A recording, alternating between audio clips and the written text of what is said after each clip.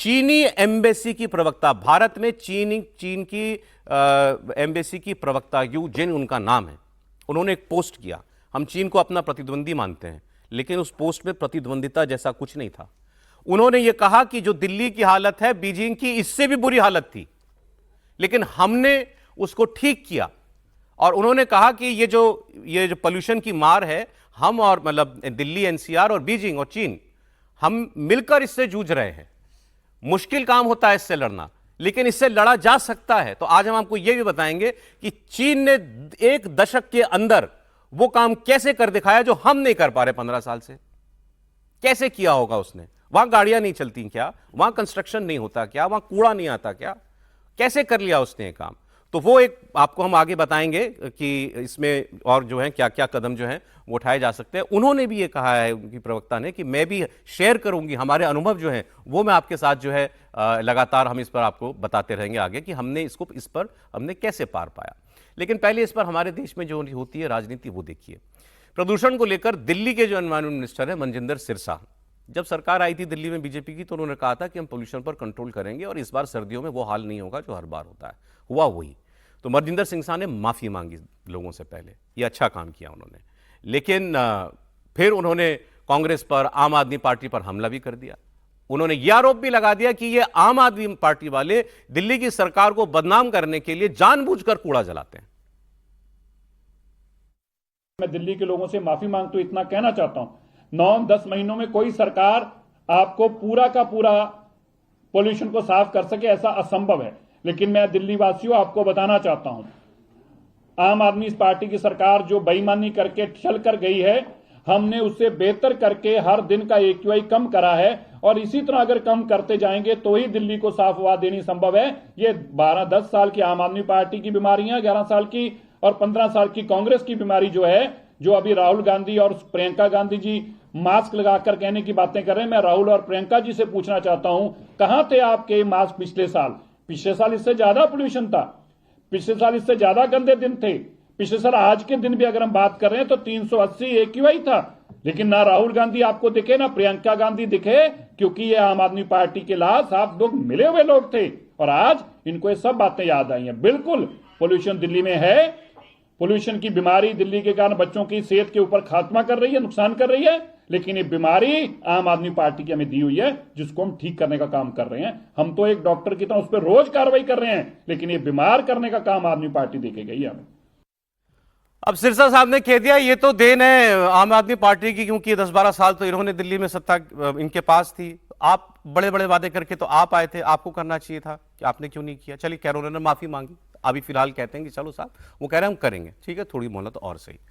Supreme court ने कहा है हर 15 दिन पे हम अब सुनवाई करेंगे, केवल इसी अभी दिसंबर महीने में नहीं, अब से लेकर अगले साल इसी सीजन तक हम हर 15 दिन पर सुनवाई करेंगे और देखेंगे कि सरकारें जो है वो क्या कदम उठाती हैं।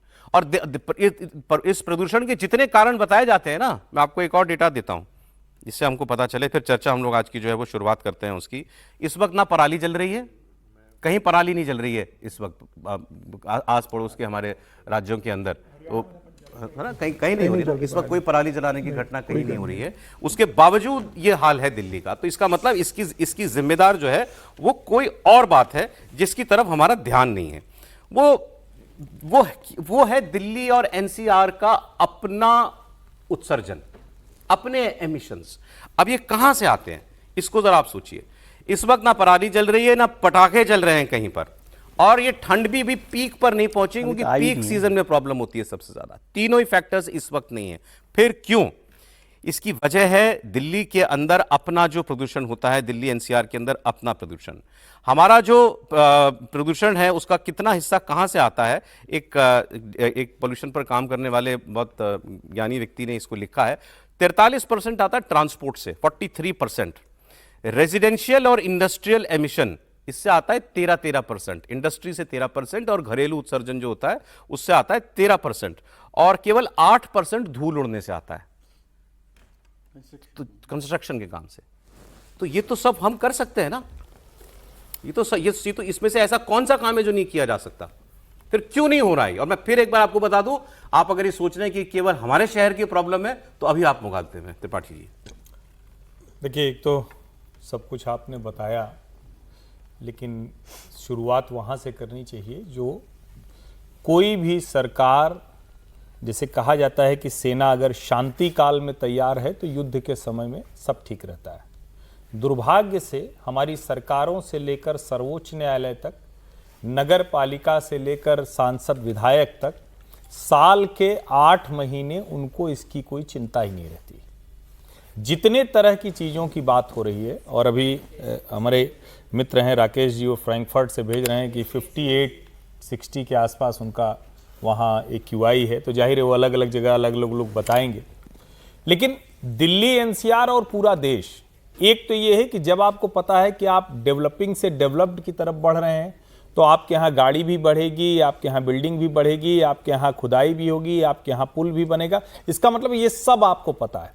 पिछले कुछ वर्षों के पहले तक तो ये एक नॉर्मल प्रैक्टिस तक नहीं थी कि बिल्डर बिल्डिंग बड़ी बड़ी खड़ी कर रहा है और उसका धूल धक्कड़ चारों तरफ जा रहा है, सरकारी काम हो रहा है और धूल पूरे में उड़ रही है।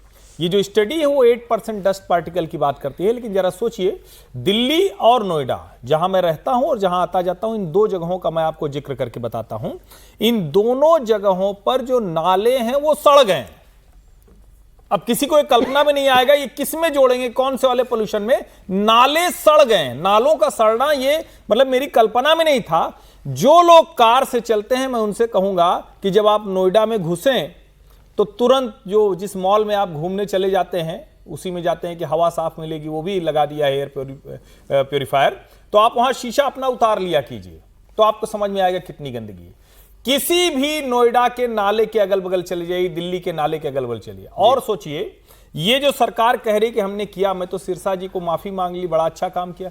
अहंकार के साथ कौन माफी मांगता है भाई? कैसे मंत्री हैं आप, कैसे आदमी हैं? अहंकार से माफी मांगी जाती?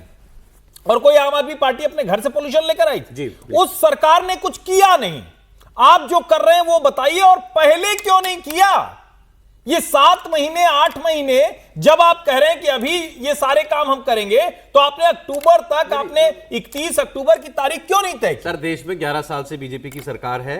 राजस्थान में इस 11 सालों में 5 साल बीजेपी की सरकार रह चुकी है। हरियाणा में पिछले 10 साल से बीजेपी की सरकार है। उत्तर प्रदेश में 8 साल चारों तरफ क्या इसमें कहीं माफी नहीं है?